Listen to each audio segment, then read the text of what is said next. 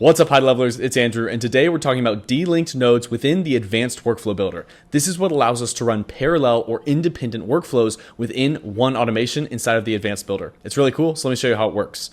As you can see here, we have three completely separate workflows within the Advanced Builder, and we're achieving this with what we call delinked nodes.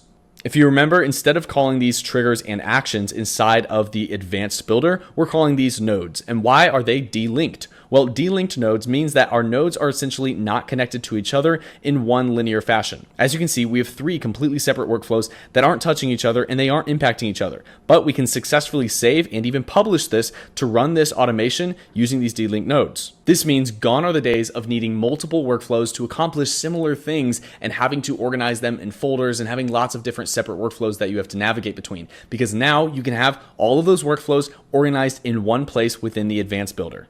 And yes, each one of these workflows has a completely different trigger. As you can see, this first one, we have customer replied on SMS. The second is for email, and the third is for Instagram. So rather than having these as three completely separate workflows, we can have them as separate automations within the workflow builder with the Advanced Builder by utilizing these delinked nodes. Now, why is this helpful? Let's take a look at this business use case specifically. We have three different similar workflows. Each one is a conversation AI workflow using a customer reply trigger and a GPT action. But we have three different workflows, one for SMS, one for email, and one for Instagram. Why? Because each one needs a slightly different prompt and also uses different actions. We have an SMS action, an email action, and an Instagram DM action to respond back to customers because we have to have different actions for these three different customer events. But since these are all similar actions, we can connect these to each other in order to test, make better workflows, and make modifications on the fly.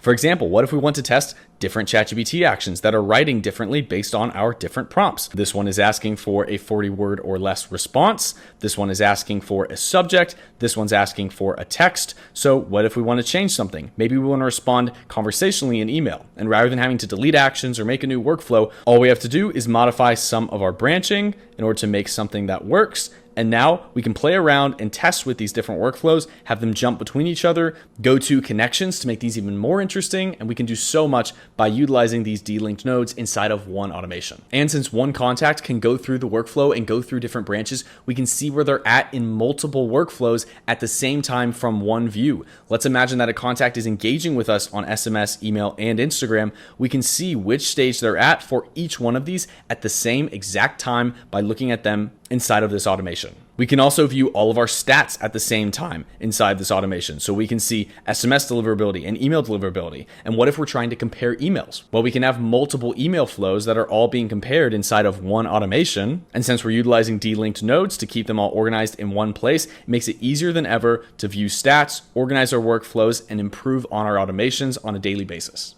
For all of you workflow junkies out there, I know you're going to love this, so feel free to play around with this. And if you have any questions, refer to the help doc or drop a comment on this video. As always, my name is Andrew, and thank you very much for watching.